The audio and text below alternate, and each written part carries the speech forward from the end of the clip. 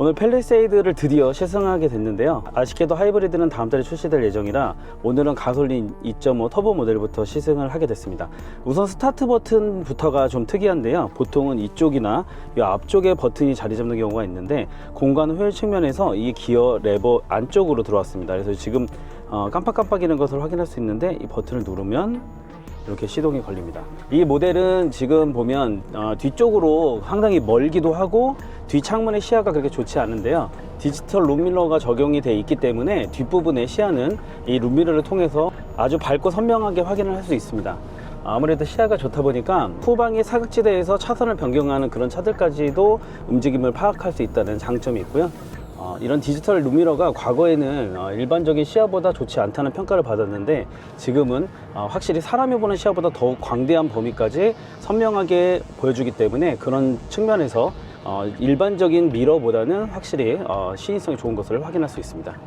과거에 가솔린 3.8은 힘은 충분했음에도 경제적인 측면에서는 아쉬움이 있었고요. 오늘 가솔린 2.5 터보를 타고 지금 살짝 100km를 전후해서 밟아보고 있는데 확실히 시원하게 치고 나가는 느낌이 굉장히 인상적이고 무엇보다 기대 이상으로 좀 부드럽습니다. 원래 이 모델이 가족들과 함께 탈 패밀리카로 선택하는 분들이 지금 많잖아요. 그러다 보니까 아무래도 부드러운 주행감을 원하는 분들이 많은데 지금 잠시 동안 이렇게 고속에서 달려보니까 확실히 굉장히 부드럽게 치고 나가는 느낌이 매력적이고요.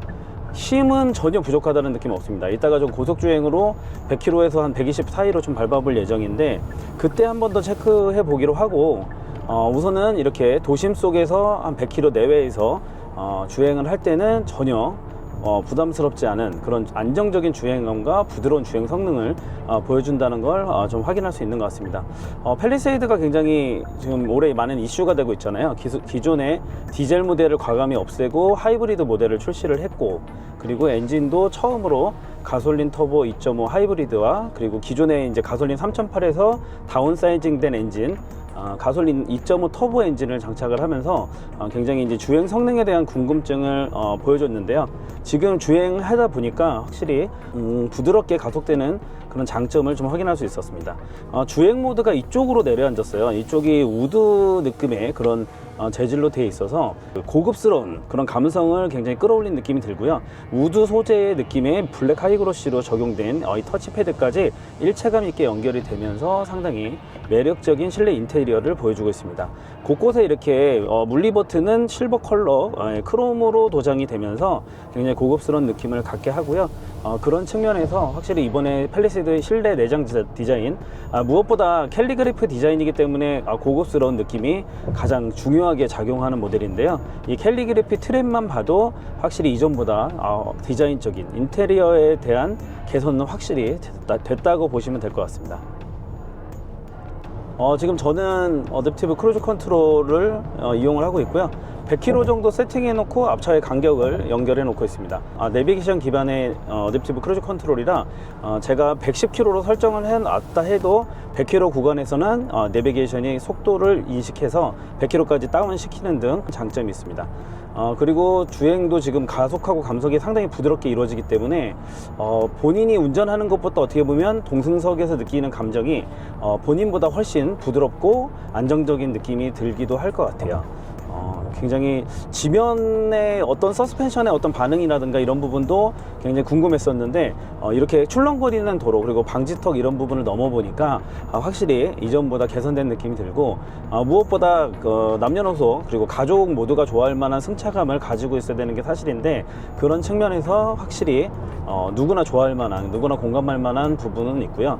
단지 이따 체크를 해볼 계획인데 롤링에 대한 부분이 좀 있는 것 같아요. 아무리 차가 크고 높아지다 보면 롤링에 대한 부분은 살짝 걱정이 되는 부분 중에 하나인데 롤링에 대한 부분은 한번 다시 점검해 볼 계획이고요. 앞뒤로 이어지는 이런 가속 감속 그리고 이 주행 성능에 대한 그런 넉넉함 이런 부분은 확실히 이전보다 개선된 느낌입니다.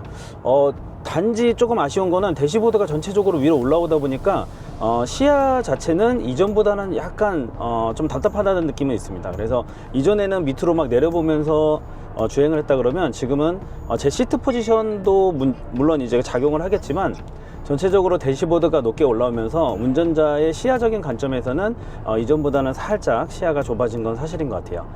그리고 가장 인상적인 부분은 이 대시보드 밑으로 이렇게 클러스터와 계기판이 들어왔는데 이쪽에 보시면 하나로 수평으로 길게 연결된 것을 볼 수 있고요. 이렇게 길게 연결된 것은 요즘에 이제 거의 뭐 트렌드화 돼서 굉장히 흔하게 볼 수 있는 구성이라고 해도 이쪽에 보면 끝쪽이 굉장히 좀 과감하게 꺾여 있는 것을 확인할 수 있습니다. 이렇게 커브드 형태로 돼 있기 때문에 제가 고개를 살짝만 돌려도 저를 마치 정면으로 바라보는 것 같은 그런 느낌을 갖게 하기 때문에 클러스터와 이 옆쪽에 있는 센터 모니터까지 굉장히 운전자를 향한 운전자 중심의 그런 설계가 되어 있다, 이렇게 보시면 될 것 같습니다.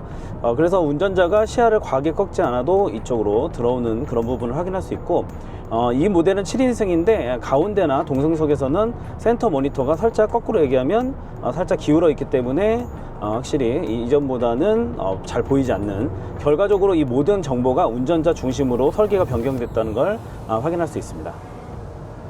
지금 드라이브 모드와 터레인 모드는 이쪽에 버튼이 이쪽으로 들어왔어요. 그래서 제가 운전석에서 처음에는 못 찾았던 게 이 오른쪽 휠에 시야가 걸립니다. 그래서 이렇게 보면 보이는데 이렇게 옆으로 보면 이 손의 시야에 걸리기 때문에 안 보여요. 그래서 그냥 좀 많이 사용하시는 분들은 이쪽에서 사용하시면 될 것 같고, 오토홀드가 여기 들어와 있어요. 오토홀드가 많이 사용하는 버튼은 아니지만 오토홀드 버튼이 이쪽에 들어와 있고요. 드라이브 모드를 한번 누르고 그러면 에코, 노멀, 그리고 스포츠, 마이 드라이브 이렇게 되어 있습니다. 스포츠 모드는 지금 제가 스포츠 모드 선택했을 때는 허리를 감싸는 그런 시트 설계가 적용이 됐었는데, 이렇게 에코 모드로 하면 허리를 쫙 풀어줘요. 그래서 시트가 그냥 일반적인 에코 모드에서는 허리를 감싸는 모드는 아니고, 고속으로 넘어갈 때 이런 스포츠 모드에서 그렇게 시트 설계가 바뀌는 것을 확인할 수 있고요. 에르고 모션 시트가 적용이 되어 있기 때문에 운전자가 장시간 운전을 했을 때 운전자에게 그런 피로감을 낮추기 위한 설계를 확인할 수가 있습니다. 그리고 드라이브 모드 밑에 터레인 모드가 적용이 되어 있기 때문에 터레인 모드를 누르면요, 스노우, 오토, 그리고 머드, 샌드 이렇게 되어 있어요. 요즘같이 겨울에 폭설이 많이 내릴 때는 터레인 모드를 누르고 아래쪽으로 해서 스노우 모드를 적용을 하면 이 계기판을 통해서도 스노우 모드가 적용되어 있는 것을 확인할 수 있고요. 그리고 머드 모드에서도 속도를 제어하면서 자연스럽게 최적의 주행 환경을 제공한다는 장점이 있습니다. 지금 팰리세이드에는 프리비 전자제어 시스템이 적용이 되어 있습니다.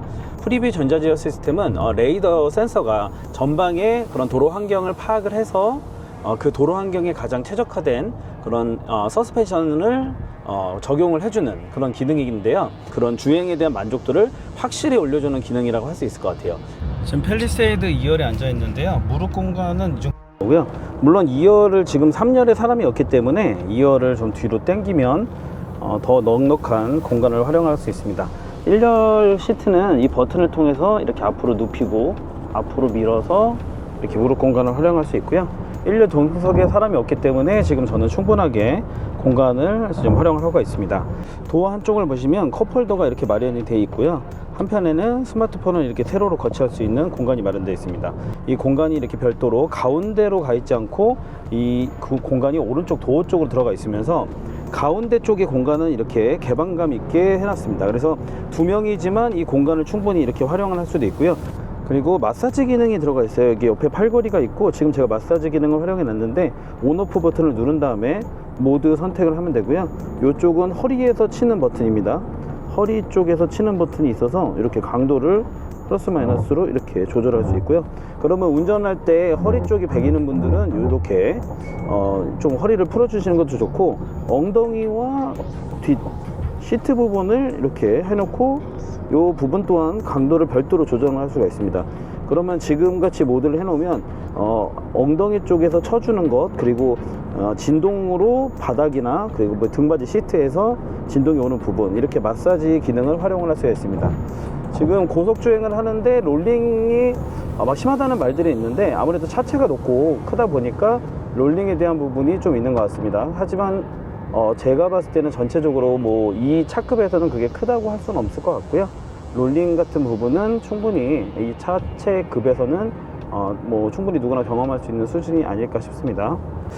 안에 수납 공간도 잘 돼 있는데 앞에서 주로 쓰는 공간이고, 이 아랫부분을 열면 이렇게 서랍 같은 공간이 나옵니다. 헤드레스트 부분도 상당히 편안한 편이고요.